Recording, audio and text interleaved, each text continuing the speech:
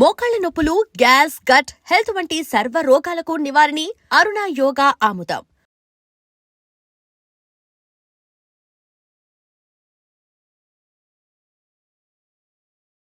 2 years back తను వచ్చింది ఇండియాకి. గ్రాడ్యుయేషన్ అయిపోయింది. అండ్ తనకప్పుడు పని ఇంకా దొరకలే. అండ్ చిన్న చిన్న పనులు చేసుకుని ఉండింది. నాన్న నేను ఎంత సంపాదిస్తే నేనే నన్ను చూసుకుంటాను, నువ్వు పంపియకు, ఇంకా చాలు, నాకు ఇచ్చేసావు అన్నీ అని చెప్పి. సో ఫైనల్గా ఒక రెస్టారెంట్లో వెయిట్రెస్గా ఒక పని దొరికింది. అది ఫస్ట్ డే అక్కడ వెళ్ళి పని చేసేటప్పుడు తనకి ఒక పెద్ద ఏమైందంటే, రెస్టారెంట్ అందరూ ఆర్డర్ ఇస్తున్నారు, తనకి ఎక్స్పీరియన్స్ లేదు కాబట్టి అడావడిగా అది ఏం చేయాలో తెలియకుండా నర్వస్ బ్రేక్డౌన్ అయ్యేలాగా అయిపోయింది. సో తన మేనేజర్ చెప్పింది, నేను ఇంకే దీనిలో ఎక్స్పీరియన్స్ లేదు, నన్ను డిష్ వాషింగ్లో వేసేయి ఫస్ట్, నేను డిష్ వాష్ చేసుకుంటా ఒక 1 వీక్, అక్కడి నుంచి తర్వాత ఎక్కడ వస్తాను. సో తను వచ్చి 1 వీక్ వచ్చి ప్లేట్లు ఇది అది కడుగుతుంది. అది తనకి జాబ్. తర్వాత నేర్చుకుంది. సో ఇదన్నీ చెప్తుంటే నేను చెప్పాను, ఇదన్నీ ఓకేనా, నువ్వు ఇలా ఫిజికల్గా కొంచెం వెయిట్ వేసుకొని ఇలా అయిపోతున్నావు ఏంటి అని చెప్తే తను ఆర్గ్యూ చేసింది నాతో, నీకు తెలీదు, నేను పని చేస్తాను, టైం దొరకదు. నేను అలాగే విన్నా.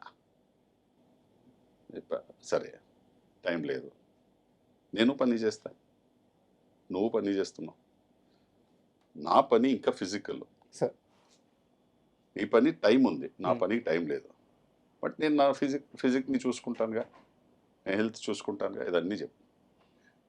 అయిపోయింది, డిస్కషన్ అయిపోయింది. ఇంక ఇప్పుడు అది వెళ్ళిపోతుంది. ఒక 15 రోజు తర్వాత ఎయిర్పోర్ట్లో వచ్చి, నానా take care of your self, take care of your health, ఇదని చెప్పింది. I said it's none of your business to advise me. నువ్వు చూసుకున్నప్పుడు నాకు చెప్పకూడదు కదా. ఆన్సర్ ఇచ్చారుగా. అక్కడ దిగింది. 2 డేస్ తర్వాత నాకు మెసేజ్ పెట్టింది, ఐ జాయిన్డ్ జిమ్ నానా, I'm planning my workouts properly. అంతే. మనం ఫస్ట్ ఎగ్జాంపుల్ కరెక్ట్గా ఉండాలి. బాగుంది సార్ ఎగ్జాంపుల్.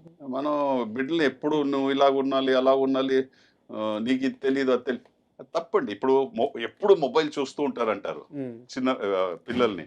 హే, వాళ్ళు పుట్టిన టైం నుంచి మొబైల్ చూస్తున్నారు. నేను పుట్టిన టైంలో మొబైల్ చూడలా. వాళ్ళ తప్పు కాదు, నా తప్పు కాదు, బట్ నువ్వు చూస్తూ ఉంటావు, నువ్వు బట్ మీరు అది డిసిప్లిన్గా మీరు అడాప్ట్ చేస్తే వాళ్ళు చేస్తారు. లైక్ ఫర్ ఎగ్జాంపుల్, మీరు నన్ను 9:30 తర్వాత 10 o'clock తర్వాత నైట్ పిలిస్తే నేను మాట్లాడను, ఎందుకంటే ఫోన్ నా దగ్గర పెట్టుకోను. ఇంట్లో ఉంటేను. 10 తర్వాత బయటికి రారా? నేను బెడ్రూమ్ కు తీసుకెళ్ళను ఫోన్ ని. నైట్ లైఫ్ తెలీదా మీకు? నేను నైట్ లైఫ్ ఎక్కువ చేయను. పార్టీలకు వెళ్తా, పబ్బులకి. నేను చేసిన పబ్లు, నేను వెళ్ళిన పబ్బులు కానీ నేను చెప్తే అది ఇంకో ఎపిసోడ్ కావాలి మీకు, ఎందుకంటే నేను చేసిన టైం చిన్నప్పుడు ఎప్పుడు స్టార్ట్ అయిందో పబ్స్ 1990s లో. మీరు పబ్లు ఇప్పుడు చూస్తున్నారు. నేను చెప్పే పబ్ వచ్చి బెంగళూరులో. అది మీ పబ్ కల్చర్ స్టార్ట్ అయింది బెంగళూరు నుంచి. బాంబే నుంచి పబ్స్ గురించి చదవడానికి ఎవరో వచ్చారు, వాళ్ళు పబ్ ఓపెన్ చేయాలంట బాంబేలో. సో మమ్మల్ని రోజు చూస్తూ మమ్మల్ని స్పెషల్ ఇన్వైట్ చేశారు బాంబేకి.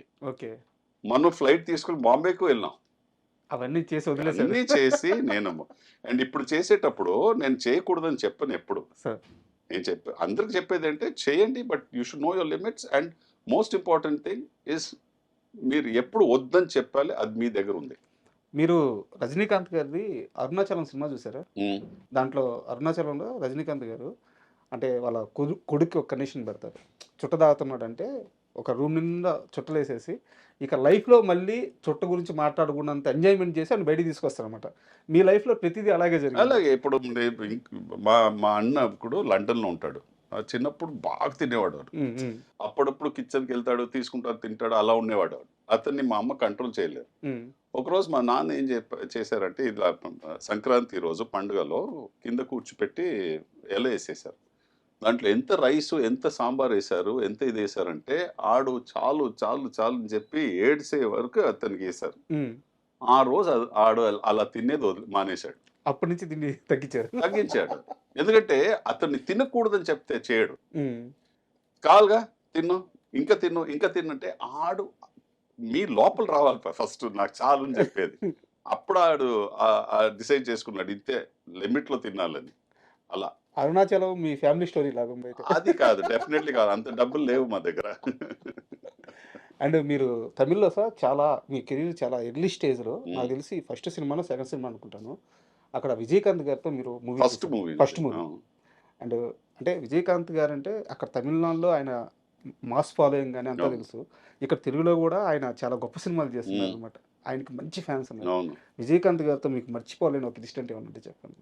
నా ఫస్ట్ షాట్, మీ లైఫ్లో ఫస్ట్ షాట్. నా ఫస్ట్ షాట్ ఆయనతో చేసేటప్పుడు ఆయన, మనోరమ, అలా ఆల్ గొప్ప ఆర్టిస్ట్ ఉన్నారట ఆ సార్ షాట్ లో. సార్ సముద్రగని డైరెక్ట్ చేసిన సినిమా అది, ఓకే నా ఫస్ట్ సినిమా తమిళ్లో. సార్ కట్ అని చెప్పిన తర్వాత సముద్రగని వచ్చి విజయకాంత్ చెప్పింది మాట ఏంటి సార్, ఆయన చెప్తున్నప్పుడు నేను అలా చార్జ్ వస్తాను మీ ఫేస్ కంటే. విజయకాంత్ ఏం చెప్పారంటే, ఈ మొహాన్ని 25 years నుంచి చూస్తున్నారు, ఆడు బాగా చేశాడు, ఒకే టేక్ అది నేను చేసింది, సూపర్ చేశాడు, అలాగే పెట్టే అన్నారు. మీ షాట్ పెట్టి నా షార్ట్ని పెట్టే, నేను పడున్నాను కింద. ఆ షార్ట్ అయిన తర్వాత, ఆ డైలాగ్ అయిన తర్వాత ఇలా పడేయాలి కింద. నేను అక్కడి నుంచి ఆయన చూసా. సార్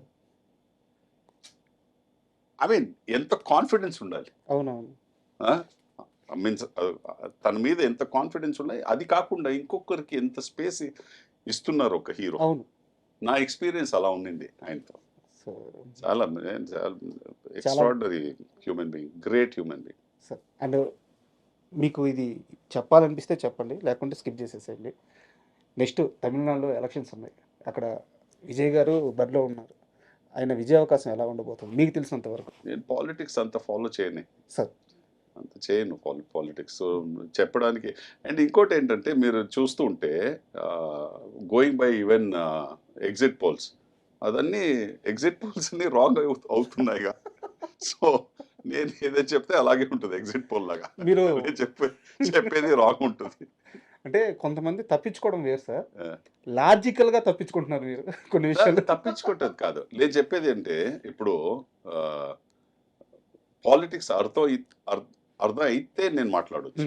నాకు మీరు సినిమా గురించి మాట్లాడితే నేను మాట్లాడతా. సార్ పాలిటిక్స్ అంత డెప్త్గా నాకు నేను వెళ్ళను. సార్ అండ్ బాలసుబ్రహ్మణ్యం గారు, ఎస్పి బాలసుబ్రహ్మణ్యం గారు, వాళ్ళ బాబు చరణ్ గారితో మీకు మంచి స్నేహం ఉంది, అది అందరికీ తెలుసు సార్. బట్ బాలసుబ్రహ్మణ్యం గారితో మీకు ఒక స్పెషల్ మూమెంట్ ఏదన్నా ఉంటే చెప్పండి. ఆయన వచ్చి వర్షం రీమేక్ చేసే టైం అది. అక్కడ వర్షంది రీమేక్ చేస్తున్నారు. అండ్ చరణ్ గారు ప్రొడ్యూసర్ గా చేసింది. అండ్ నన్ను విలన్ గా గోపిచంద్ ఇక్కడ చేశారుగా, ఆ రోల్ నువ్వే చేయాలి సంపత్ అని చెప్పి, చరణ్ నువ్వే చేయాలని చెప్పి, నేను అది ఓకే అని చెప్పా. బట్ ఏదో ఒక రీజన్కి అది అవ్వలే. ఓకే. ఎస్పీబీ గారికి చాలా ఫీల్ అయిపోయింది, మనం ఇంత ట్రై చేసి తనకి అవ్వలేదని చెప్పి ఫోన్ చేశారు. చరణ్ నేను ఒక చోట్లో ఉన్నాం, సరే నువ్వు రేపు ఇంటికి వస్తావా భోజనానికి అన్నారు. వస్తాను అంకుల్ అన్న. నెక్స్ట్ డే ఆఫ్టర్నూన్ ఆయన ఇంటికి వెళ్తే నేను, చరణ్, ఎస్పీబీ గారు, మళ్ళీ చరణ్ మదర్, మరి నలుగురు లంచ్లో ఉన్నాం.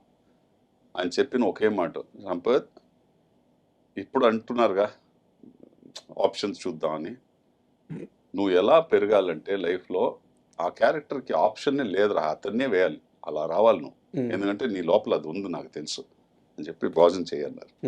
అది నేను లైఫ్లో మర్చిపోను. ఈరోజు అదే స్థాయిలో ఉన్నారు కదా మీరు. నేను ఆ స్థాయిలో ఉన్నానో లేదో తెలీదు, బట్ అంత గొప్ప వ్యక్తి అది చెప్పాలని నాకు తెలిసి was never there, not necessary, but ఆయన స్టిల్ చెప్పారు. అండ్ ఇందాక మీరు హెల్త్ గురించి చెప్పారు సార్, అంటే ఒక సంపత్ రాజు నిద్ర లేసినప్పటి నుంచి నిద్రపోయేదాకా తన డైట్ ఎలా ఉంటుంది, ఏం తింటారు? నేను అన్ని తింటానండి, బట్ అన్ని లిమిట్లో తింటా. ఒకసారి చెప్పండి, మార్నింగ్ ఎలా ఉంటుంది? నేను నా ఎగ్స్ తింటాను, వెజిటేబుల్స్, స్టీమ్డ్ వెజిటేబుల్స్ తింటాను, ఓకే, వర్కౌట్ చేస్తాను, తర్వాత లంచ్లో రైస్ తింటా, సాంబార్ తింటా, వెజిటేబుల్స్ తింటాను, అన్ని తింటాను. బట్ ఈవినింగ్ కొంచెం త్వరగా తినేస్తాను, ఒక 7 o'clock 7:30 లోపల తినేస్తాను. అది ఇప్పుడు ఎలాగైనా 6 లోపల తీసుకురావాలని ట్రై చేస్తున్నాను. 6 లోపల? అవును. అంటే ఈవినింగ్ మళ్ళీ రైస్ తింటారా? లేదు. అంటే ప్రొడక్షన్ ఫుడ్ తింటారా మీరు? నాకు ఇక్కడ పెట్టేస్తారు, నాకు కీన్వా అని నా అసిస్టెంట్స్ పెట్టేస్తారు. మీరే బట్ దాంట్లో రైస్ అది బట్ సాంబార్ అని ప్రొడక్షన్ సాంబార్ తింటా. అంటే ఎందుకు అడిగానంటే ఇంటర్వ్యూ స్టార్ట్ అవ్వక ముందు అక్కడ నిలబడి ఉంటే కుక్ చేస్తున్నారు. అవును, నా కీన్వా చేసేస్తారు అంతే, ఓకే అది తింటాను నేను. సార్, ఫైనల్గా అండ్ ఇప్పుడున్న చేతిలో ఉన్న ప్రాజెక్ట్స్ ఏంటి? ఇప్పుడు నేను సర్వానంద్ సినిమా చేస్తున్నాను, మీరు ఇక్కడ షూట్ చేస్తున్నారు, మన సాయి గారు డైరెక్టర్. సార్ ఇది కాకుండా ఫంకీ చేశాను. ఓకే మళ్ళీ ఇంకొక తెలుగు సినిమా స్టార్ట్ చేస్తున్నాను, బట్ ఆఫ్టర్ జనవరి. సార్ తమిళ్లో విజయ్ కొడుకు డైరెక్ట్ చేసిన సినిమా ఫినిష్ చేశాను ఇప్పుడు, జేసన్ సంజయ్ది. సార్ అండ్ కన్నడలో రిషబ్ శెట్టి అసోసియేట్ ఒక సినిమా చేశాడు, అది చేసి ఫినిష్ చేశాను. ఓకే మలయాళం సినిమా ఒక స్టార్ట్ చేస్తున్నాను. ఓకే ఇది నా ప్రాజెక్ట్స్. చేతి నిండా సినిమాలతో చాలా బిజీగా ఉన్నారు. బిజీ అంటే ఇప్పుడు ఒక 20 days గ్యాప్ తీసుకుంటున్నాను, ఆస్ట్రేలియా వెళ్ళిపోతున్నాను. సో ఈ న్యూ ఇయర్ వచ్చి నా కూతురుతో ఉంటాను, ఓ వచ్చిన వెంటనే పని స్టార్ట్ చేస్తాను. అంటే ఇంటర్వ్యూ క్లోజ్ చేసే ముందు సార్ ఒక చిన్న రిక్వెస్ట్ కాదు, మీకు కూడా ఓపెన్ అవ్వాలంటే ఓపెన్ అవ్వండి. మీ నాన్నగారిది నెల్లూరు, మాది నెల్లూరే. ఓ వెరీ గుడ్, కంగ్రాచులేషన్. అయితే మీరు కానీ మీకు దగ్గరున్న సోర్సుల ద్వారా కనుక్కొని, నాకు ఇందాక మీరు చెప్పారు మీ ఇంటి పేరు మీకు తెలియదు, తెలీదండి. మీ ఇంటి పేరు కానీ చెప్తే నేను అక్కడ ఉన్న మీ బంధువులు ఎవరన్నా కల్పించే బాధ్యత తీసుకుంటాను, మీరు ఇంట్రెస్ట్గా ఉంటే. 100%. బట్ నాకు ఇంటి పేరు అడిగితే నాకు తెలియదే, అలా ఇంటి పేరు ఉంటుందా అని కూడా తెలియదు నాకు. ఎందువల్ల సార్, ఎందుకు తెలియలేదు అసలు? తెలీదు, ఎప్పుడు అడగలే అది. మా నాన్నతో ఎప్పుడు అడగలే. మా నాన్న బ్రదర్ ఉన్నారు, ఆయన చాలా సంవత్సరాల ముందే చనిపోయారు. సో అటువైపు ఎవరు ఉన్నారని తెలియదు. ఇన్ఫాక్ట్ ప్రభాస్ గారు ప్రొడక్షన్ ఉందిగా మన వంశీ, అవును.